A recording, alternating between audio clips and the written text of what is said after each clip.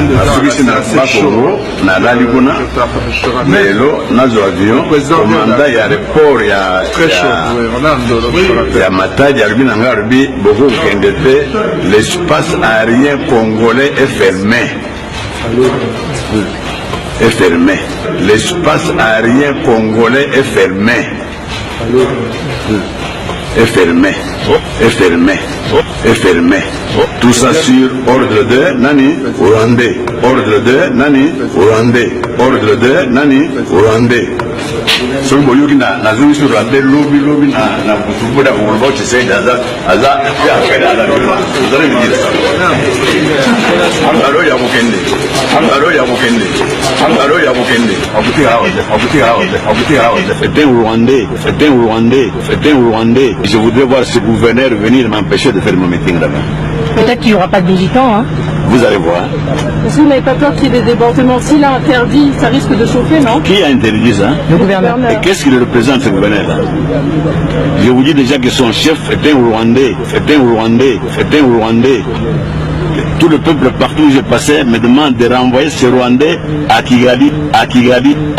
Place n'est pas ici, son chef de ce fameux gouverneur-là.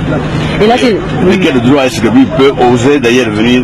Vous allez voir s'il va venir oser venir dans vos stades m'empêcher de tenir mon meeting. Mais je parle de ma campagne en moi. Oui. Moi, je n'ai pas fait de campagne. Partout où j'ai été, le peuple congolais me proclame déjà président de la République démocratique du Congo. Quelques Rwandais adressent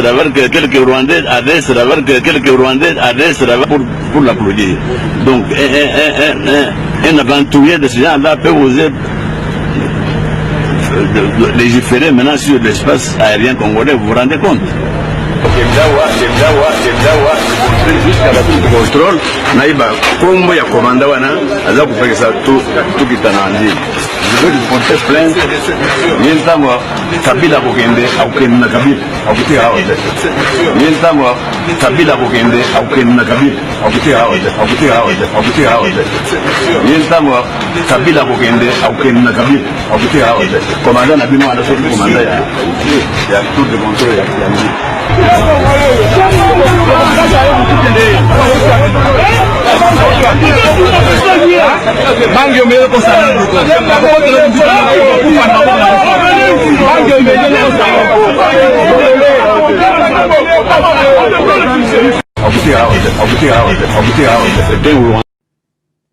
Monsieur le Président, je joins ma voix à celle des orateurs qui m'ont précédé pour vous féliciter de votre élection à la présidence de la 75e session ordinaire de l'Assemblée générale de l'Organisation des Nations Unies.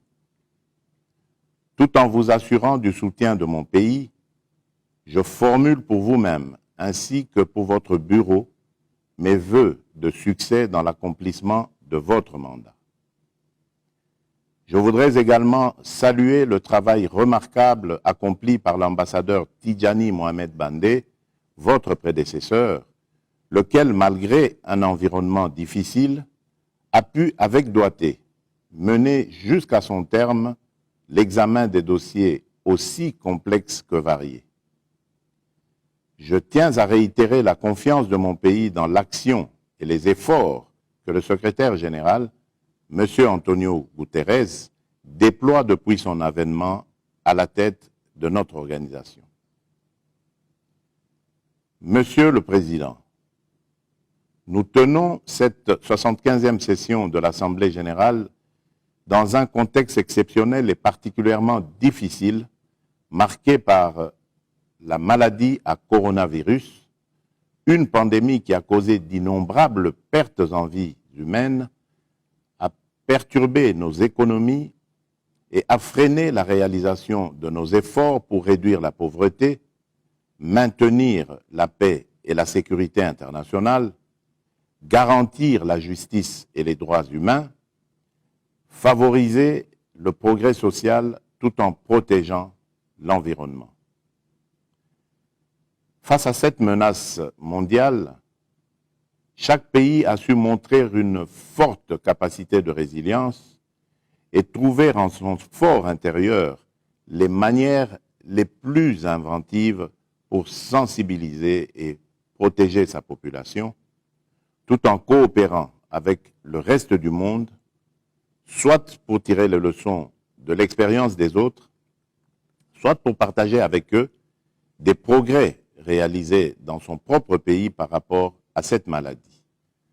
Dès la détection du premier cas de Covid-19 à Kinshasa le 10 mars 2020, mon gouvernement a immédiatement pris des mesures rapides et décisives pour contenir la propagation du virus.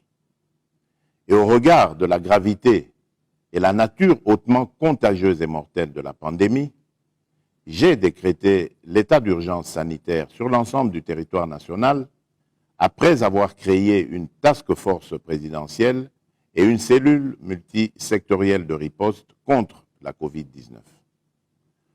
Nous avons ainsi réussi à capitaliser les acquis de la gestion de l'épidémie d'Ebola pour améliorer nos capacités de riposte face à la pandémie de Covid-19 qui se chevauchait. Dans cette dynamique, le gouvernement a mis en place un comité multisectoriel et un secrétariat technique qui a élaboré un plan structuré de la riposte contre la Covid-19. Afin de relever les défis variés et complexes qui ont été entraînés par la pandémie dans les secteurs de la santé, de l'économie et de la sécurité, j'avais instruit ma task force ainsi que le gouvernement de travailler en étroite collaboration pour coordonner l'élaboration du programme multisectoriel d'urgence, d'atténuation des impacts de la pandémie, programme que j'ai personnellement lancé le 18 juin 2020. Je saisis cette opportunité pour exprimer toute ma gratitude pour l'assistance apportée à mon pays par les partenaires en ce moment particulièrement difficile et de solliciter de nouveau leur soutien aux efforts et aux mesures coordonnées prises à ce jour par mon gouvernement pour lutter contre la Covid-19 et au-delà. C'est ainsi que mon pays, la République démocratique du Congo, a pu réduire le taux de létalité de la pandémie de 10% dans les premiers jours à moins de 2,5% actuellement. La coordination multilatérale cohérente assurée par l'ONU en général et l'Organisation mondiale de la santé en particulier a notamment réussi à garantir une solidarité internationale véritable, efficiente et efficace, et a permis de promouvoir une plus grande interaction avec les partenaires au développement et les institutions financières et économiques internationales en vue de mobiliser les ressources nécessaires à la lutte contre la pandémie, ainsi qu'à aider les pays en développement à renforcer leurs systèmes de santé nationaux. La pandémie nous a montré qu'il n'existe qu'une planète, qu'une santé, et que nos sorts sont liés. Pour la République démocratique du Congo, afin d'aider les pays en développement à sortir effectivement de la crise et à mieux assurer l'après-Covid-19, les efforts de la communauté internationale devraient inclure l'annulation et autres allègements du fardeau de la dette afin de leur permettre de mieux se reconstruire. Nous saluons les efforts et les mesures prises par le G20 et les institutions financières internationales en reportant les délais de paiement de la dette et les invitons à prendre d'autres décisions en vue de son annulation totale. Toutes ces mesures de soutien ou le financement supplémentaire des pays en développement ne devraient être liées à aucune conditionnalité et ne devraient pas non plus imposer d'entreprendre certaines réformes de politiques économiques telles que des mesures d'austérité. Aussi, je lance un appel à la communauté internationale à renforcer la solidarité internationale, les efforts conjoints, la coopération multilatérale et le partenariat avec tous les pays en développement, y compris dans le domaine du renforcement des capacités et de l'assistance technique pour combattre et arrêter une maladie qui est notre ennemi commun et démontrer notre capacité à travailler ensemble dans la solidarité. Je reconnais, par conséquent, le rôle de premier plan des Nations Unies dans ces efforts, y compris l'Organisation mondiale de la santé. C'est la leçon principale que la Covid-19 nous a tragiquement administrée. Une véritable profession de foi en faveur du multilatéralisme au regard du niveau de la coopération internationale dans la lutte contre cette pandémie. Monsieur le Président, le changement climatique constitue une menace pour l'homme et ses droits fondamentaux, particulièrement pour les populations vulnérables. Les effets du réchauffement de la planète et des dérèglements climatiques qui l'accompagnent se font de plus en plus sentir avec acuité dans le monde entier. Ils sont dangereux et s'accélèrent. Face à ces menaces que posent les changements climatiques et la dégradation de l'environnement, notre action en faveur du climat et de l'économie verte comme fondement de notre devenir et de notre développement n'est pas simplement une nécessité, mais une obligation urgente pour un avenir pacifique et durable. Pour sa part, la République démocratique du Congo a pris des engagements contraignants pour réduire ses émissions de gaz carbonique et atténuer les effets du changement climatique. Nous sommes déterminés à tout faire pour parvenir à la mise en œuvre de nos engagements en faveur du climat par la préservation de nos forêts. Conformément à ma promesse et à l'engagement pris au cours de la 74e session de l'Assemblée générale, il est institué en République démocratique du Congo des jardins scolaires, 1 milliard d'arbres à l'horizon 2023. Ce programme, qui a été adopté par mon gouvernement, débute ses activités au dernier trimestre de cette année 2020. Il vise à réaliser un grand chantier communautaire et éco-citoyen de restauration écologique et à fort bénéfice socio-économique au profit des populations urbaines et rurales. Nous attendons par conséquent que nos partenaires respectent également leurs engagements financiers dans le cadre de la préservation des forêts tropicales, notamment celui du Fonds vert pour le climat, créé en faveur des pays les moins avancés. Monsieur le Président, au plan national, j'ai engagé le pays dans des réformes à plusieurs niveaux, dont celui des finances publiques et de l'amélioration de la bonne gouvernance et la réduction de la pauvreté. Sur le plan économique, la République démocratique du Congo a fait du programme de développement durable à l'horizon 2030 et de l'agenda 2063 de l'Union africaine le pivot sur lequel se fonde sa politique de développement.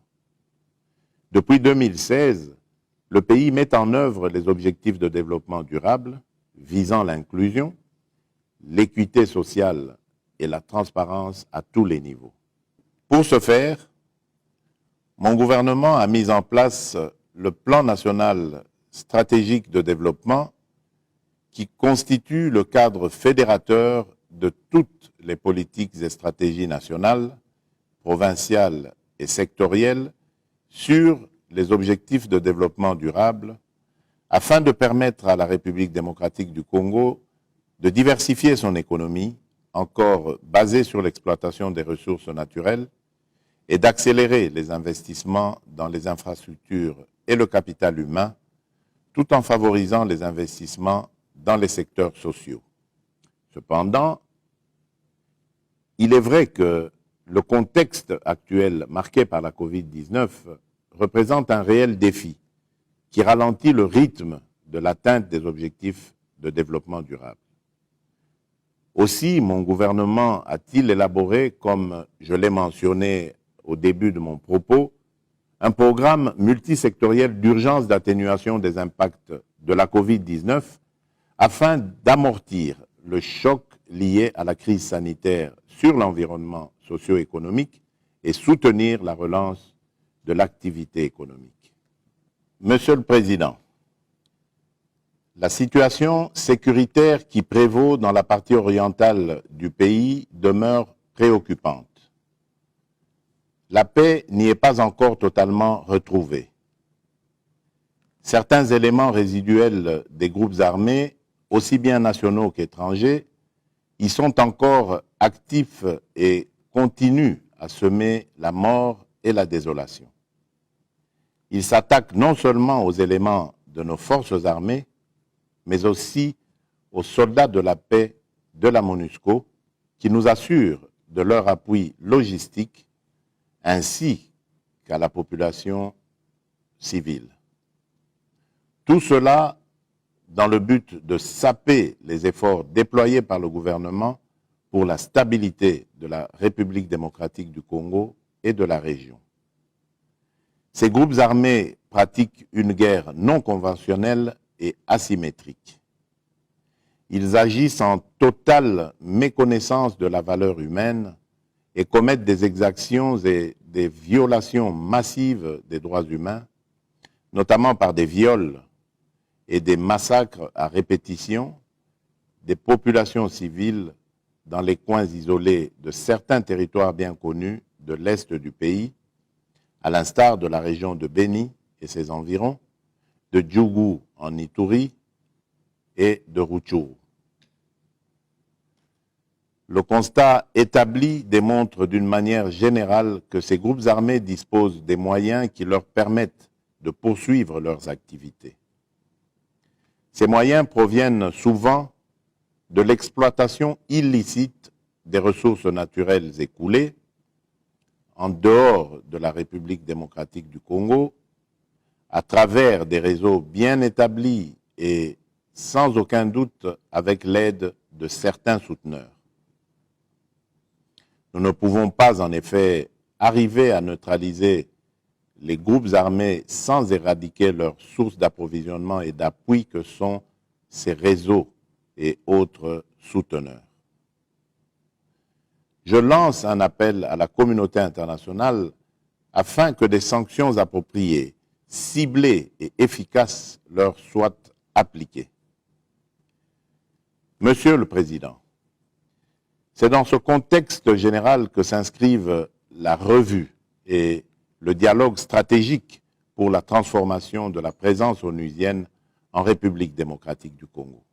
En attendant que nous puissions nous convenir sur les contours définitifs de l'avenir de la MONUSCO sur le territoire national, le vœu de la République démocratique du Congo est de voir pendant cette période de préparation à la sortie le renforcement de la collaboration sur le terrain au sein des unités de la MONUSCO et avec les FARDC afin que la puissance de feu attendue pour protéger la population et restaurer la paix, la sécurité et l'autorité complète de l'État sur toute l'étendue du territoire national, y compris dans les localités où la présence des groupes armés est encore visible, soit effective. Ma détermination est de redonner le plus tôt possible le sourire aux populations de l'Est de mon pays qui vivent dans l'insécurité depuis plus de 2 décennies. Pour ce faire, la République démocratique du Congo s'inscrit en faveur du principe d'accroître la capacité opérationnelle de la brigade d'intervention, notamment en la dotant d'unités spéciales adaptées à la guerre asymétrique que nous imposent les groupes armés à l'est du pays.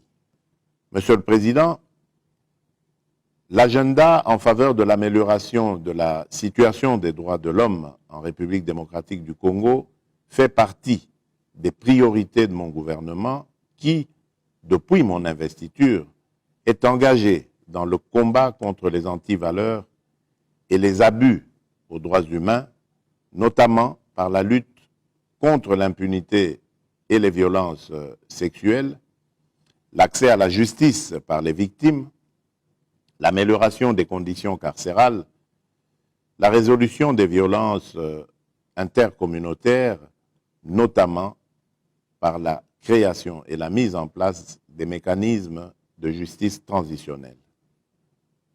Toujours dans la quête de l'amélioration de la situation des droits humains et de la justice sociale en République démocratique du Congo, j'ai créé, depuis le 22 avril 2019, l'Agence de prévention et de lutte contre la traite des personnes, en plus du Comité national de prévention contre la torture.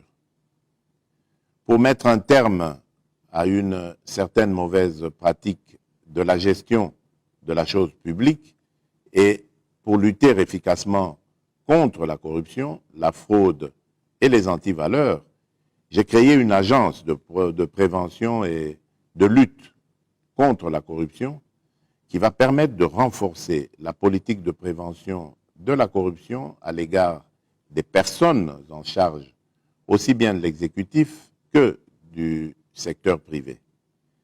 Monsieur le Président, depuis le début de mon mandat, je ne cesse d'accentuer les efforts de mon gouvernement en faveur de la promotion et de la protection des droits des femmes et des jeunes filles. Je mesure combien cette catégorie de la population congolaise a particulièrement souffert des affres des années troubles que mon pays a traversées.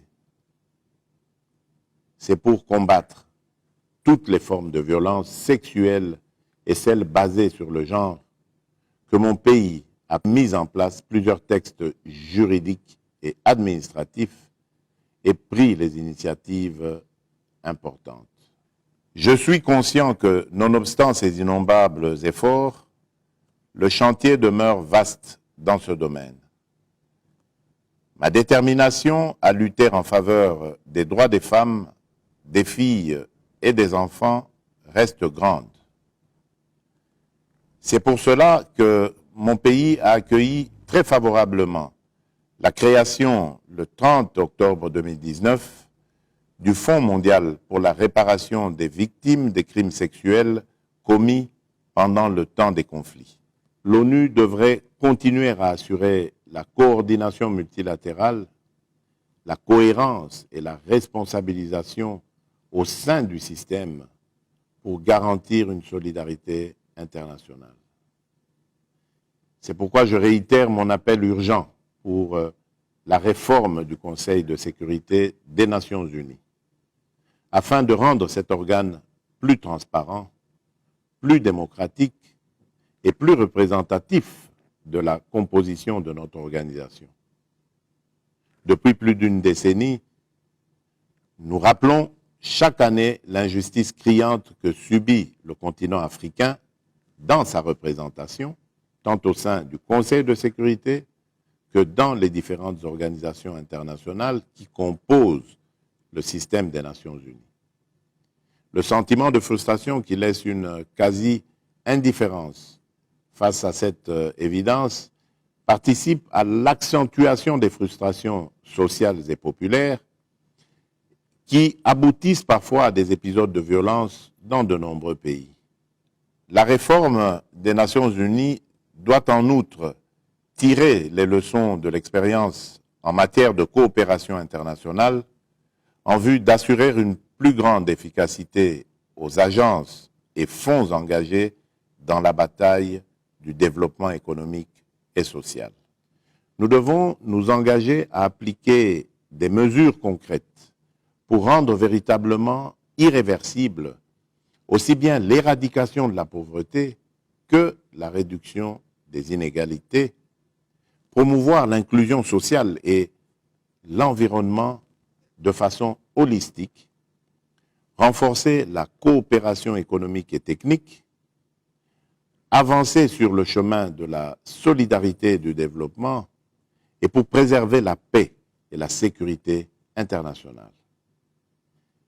Ainsi, le village planétaire dans lequel nous vivons pourra refléter la solidarité internationale, le respect des droits humains et de l'environnement, ces valeurs qui nous caractérisent. Je vous remercie. En plein dedans. bisi na Bakongo na lali kuna lelo nazo avion komanda ya report ya Matadi alibi na ngarbi boko kende te l'espace aérien congolais est fermé. Est fermé. L'espace aérien congolais est fermé.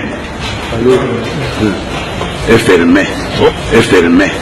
Est fermé. Tout ça sur ordre de Nani Rwandais. Ordre de Nani Rwandais. Ordre de Nani Rwandais. So boyoki na zungi sur Rwandais lobi na kutubuda kuulbo chisei daza aza ya kwenda la ndio. Ndare mjira. Angalo ya mukende. Angalo ya mukende. Angalo ya mukende. Abuti hawa. C'était Rwandais. C'était Rwandais. C'était Rwandais. Je voudrais voir ce gouverneur venir m'empêcher de faire mon meeting là-bas. Peut-être qu'il n'y aura pas de militants, hein. Vous allez voir. Est-ce que vous n'avez pas peur qu'il y ait des débordements? S'il a interdit, ça risque de chauffer, non? Qui a interdit ça? Le gouverneur. Et qu'est-ce qu'il représente, ce gouverneur-là? Je vous dis déjà que son chef est un Rwandais. Est un Rwandais. Est un Rwandais. Tout le peuple partout où j'ai passé me demande de renvoyer ce Rwandais à Kigali. Place n'est pas ici, son chef de ce fameux gouverneur-là. Et là, c'est... Mais quel droit est-ce que lui peut oser d'ailleurs venir? Vous allez voir s'il va venir oser venir dans vos stades m'empêcher de tenir mon meeting. Mais je parle de ma campagne en moi. Oui. Moi, je n'ai pas fait de campagne. Partout où j'ai été, le peuple congolais me proclame déjà président de la République démocratique du Congo. Quelques Rwandais adressent pour l'applaudir. Donc, un aventurier de ce genre-là peut oser légiférer maintenant sur l'espace aérien congolais, vous vous rendez compte? Jusqu'à la tour de contrôle, naïba, comme il y a commandé, je veux lui porter plainte. Kabila Bokende, Aukena Kabila, Kabila Bokende, Aukena Kabila,